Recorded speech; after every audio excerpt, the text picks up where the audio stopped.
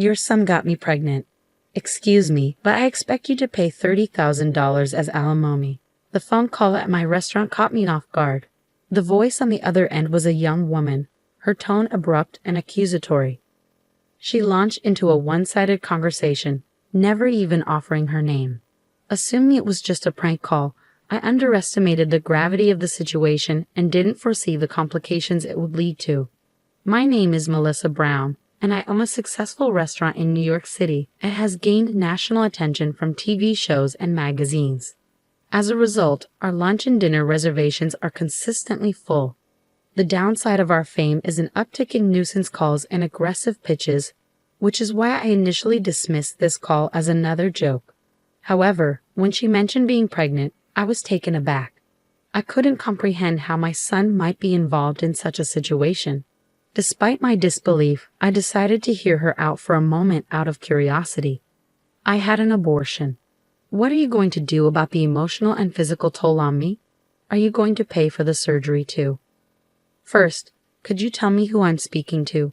I asked, trying to maintain professionalism even with prank callers.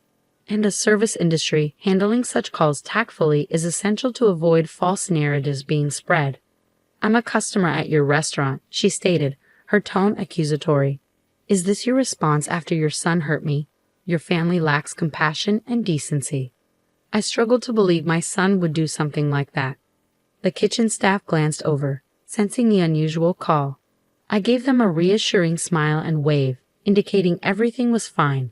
Your son assaulted me on a dark street. Are you denying it was him? She demanded.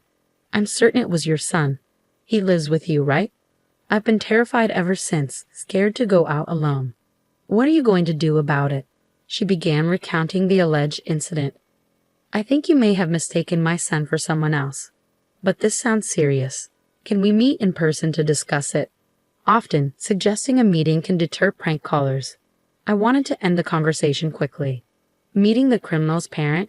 How dare you suggest such a thing to a victim? She exclaimed. I just want to verify your story in person. I tried to reason.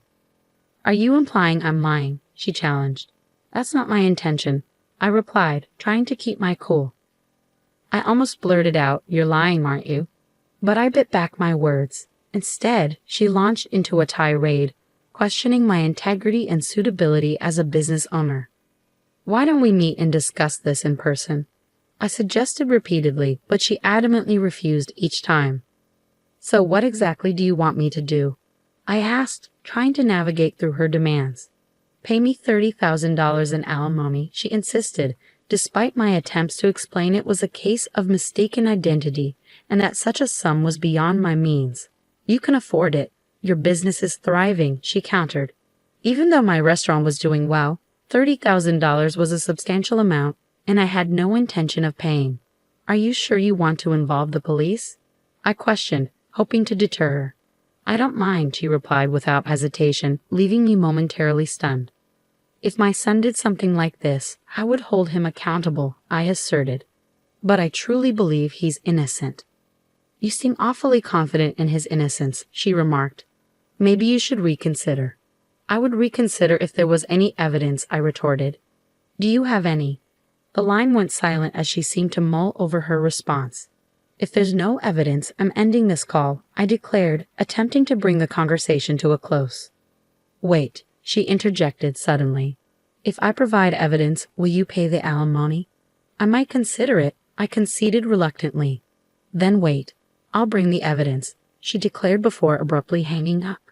As I assured my concerned employee, Mr. Murphy, that everything was fine, I couldn't shake the uneasy feeling that she might cause a scene at the restaurant. Later, while preparing for dinner service, I had nearly forgotten about the call until Mr. Murphy rushed up to me, his face pale and holding a manila envelope. What's wrong? You don't usually run in the restaurant, I remarked, puzzled.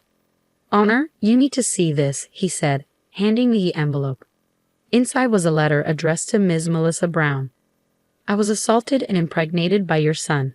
Please transfer $30,000 as alimony. The words, written in bold, demanded my attention as I unfolded the letter. Karen Williams, the recipient's name, stared back at me.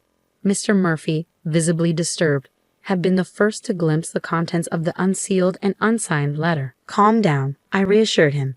"You know my son, don't you?" His relief was palpable, but there was more to the envelope. I reached in and pulled out a pregnancy test. "What's that?"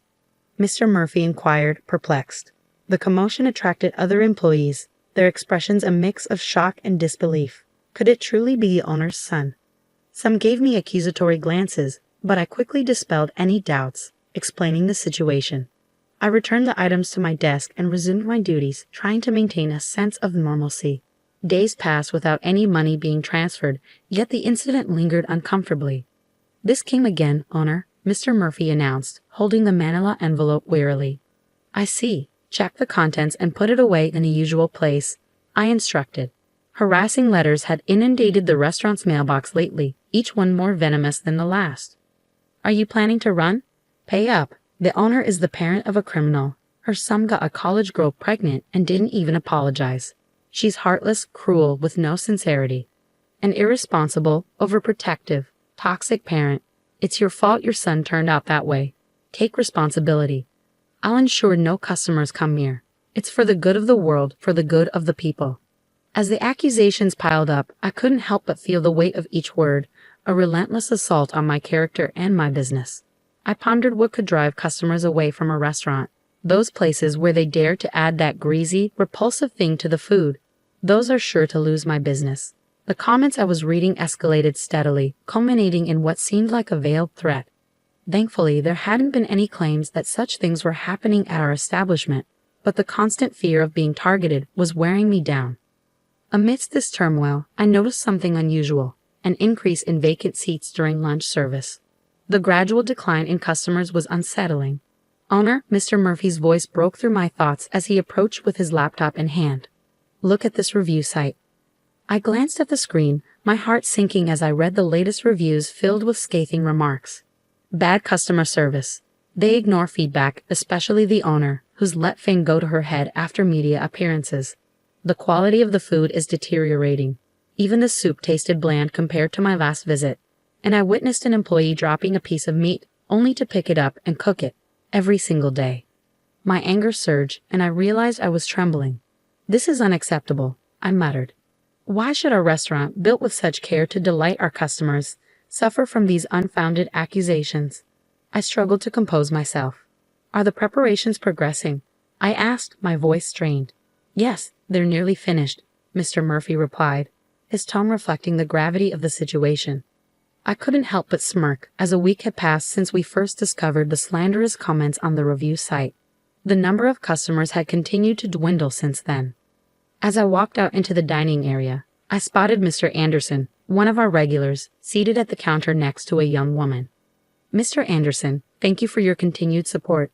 I greeted him, grateful for his presence during these trying times. He offered me a comforting nod. "It's been tough for you lately, Melissa, but stay strong. This job is your lifeline, and I admire your resilience." I smiled back at him, though his sympathetic tone puzzled me.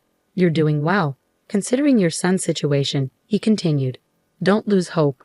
We're here for you, and we'll help your son as he makes amends." "What?" I was taken aback, struggling to understand what he meant. I noticed the place is quieter than usual, so I was curious about what was going on. "This young woman here showed me a webpage about the restaurant," he said, gesturing to the young woman sitting beside him. "I truly feel for you, Melissa," she added. "I love coming here, so I've been trying to visit more often to support you during this time." Upon closer inspection, I realized she was a familiar face I'd seen frequently in the restaurant lately. "Excuse me," I said, trying to clarify the situation. "What's written on that page is a misunderstanding." The young woman nodded thoughtfully. Some regulars were asking why the restaurant had been so quiet, so I explained what I'd read to them. I struggled to grasp her words, questioning whether I had heard correctly. "It's not surprising if people don't know the full story," she continued. "Besides, I thought the owner would be happy to know that loyal customers like Mr. Anderson and myself were still supporting the restaurant." However, I couldn't believe my ears when she revealed that she had been spreading unverified rumors to other patrons. My voice rose in anger, losing all sense of decorum. "Wow, that's harsh," the young woman said, feigning surprise.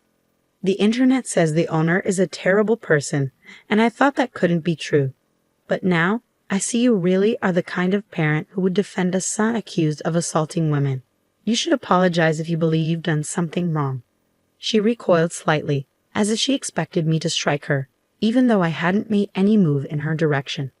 "Miss, that's not an appropriate way to speak," Mr. Anderson interjected, coming to my defense.